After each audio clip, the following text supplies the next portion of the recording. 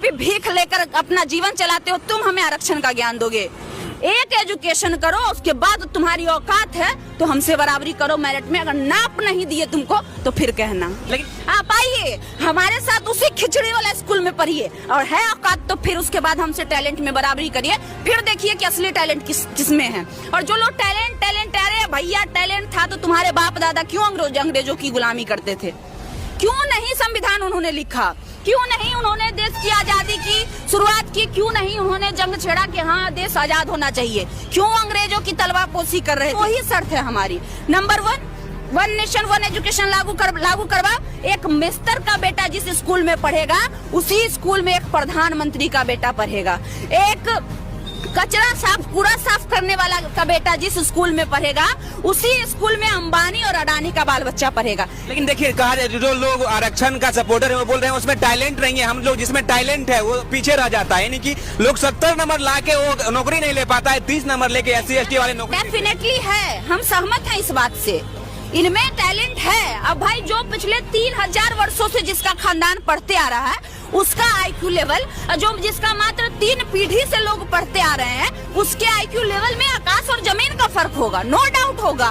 और जिसके बाल बच्चे अमेरिका में, US में, कनाडा में, जर्मनी में पढ़ रहा है, और जिसके बाल बच्चा वो सरकारी स्कूल में पढ़ रहा है जिसमें बैठने के लिए बेंच नहीं है, सर के ऊपर छत छू रहा है, उसकी बराबरी आप कनाडा और जर्मनी वाले से कहां से करिएगा? पॉसिबल है क्या? है पॉसिबल तो आप हमें बताइए।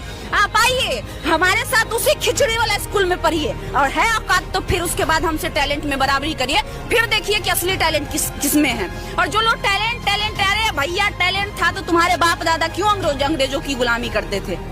क्यों नहीं संविधान उन्होंने लिखा? क्यों नहीं उन्होंने देश की आजादी की शुरुआत की? क्यों नहीं उन्होंने जंग छेड़ा कि हाँ देश आजाद होना चाहिए? क्यों अंग्रेजों की तलवापोशी कर रहे थे इतने दिनों से? पिछले 300 वर्षों तक भारत जो है गुलाम रहा, अंग्रेजों का गुलाम रहा, मुगलों का गुलाम रहा, औरंगजेबों का गुलाम रहा, बाबरों का गुलाम रहा, फलाना ढिमकाना A to Z सबका गुलाम रहा। अगर तुम में इतनी ही टैलेंट थी तो क्यों गुलाम रहा हमारा भारत? बस तुम इसका जवाब दे दो। टैलेंट की बात तुम करोगे, जो आरक्षण क्या बोलते हैं दान रूपी भीख लेकर अपना जीवन चलाते हो, तुम हमें आरक्षण का ज्ञान दोगे। ठीक है, कल से तुम दान लेना बंद कर दो, हम भी छोड़ देंगे आरक्षण, हमको कोई आपत्ति नहीं है। हम तो कह रहे हैं हम आरक्षण छोड़ देंगे भैया, बस 2 शर्तें हैं हमारी। 1 नेशन 1 एजुकेशन इस देश में लागू होना चाहिए, नंबर 1, और दूसरा कॉलेजियम सिस्टम कल के कल खत्म करो, हम आरक्षण छोड़ देंगे। हमको कोई नहीं चाहिए हमको आरक्षण।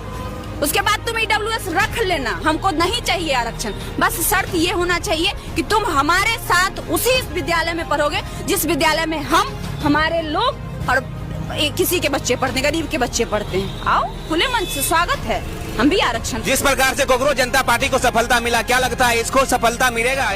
कांग्रेस जनता पार्टी इसलिए बनी थी कि बच्चों का भविष्य इस सरकार के द्वारा बर्बाद किया जा रहा था। भारत में बच्चों के भविष्य के साथ खिलवाड़ किया जा रहा था, लेकिन ये जो है एक मनुवादी विशेष धर्म जाति के लोगों के द्वारा किया गया एक साजिश है, जिसमें फिर से गरीब को, दलित को, अन्य लोगों को जिसको आजादी से पहले पढ़ाई लिखाई से वंचित रखा जाता था, जिसको पढ़ने का अधिकार नहीं था, जिसको नौकरी करने का अधिकार नहीं था, जिसको मंदिर में जाने का अधिकार नहीं था, वो फिर से उस चीजों को दोहराने के लिए एक साजिश रची जा रही है। और ऐसे भी ये साजिश अब चलने वाला नहीं है। ये देश बाबा साहब अम्बेडकर के लिखे संविधान से चलता है, ये देश लोकतंत्र से चलता है। तो ऐसे कब आप झूठ मूठ का TRP दे रहे हैं हमसे पूछवा के? एक लाइन में बोले किसी माई के लाल में दम है तो आरक्षण हटा के दिखा दो।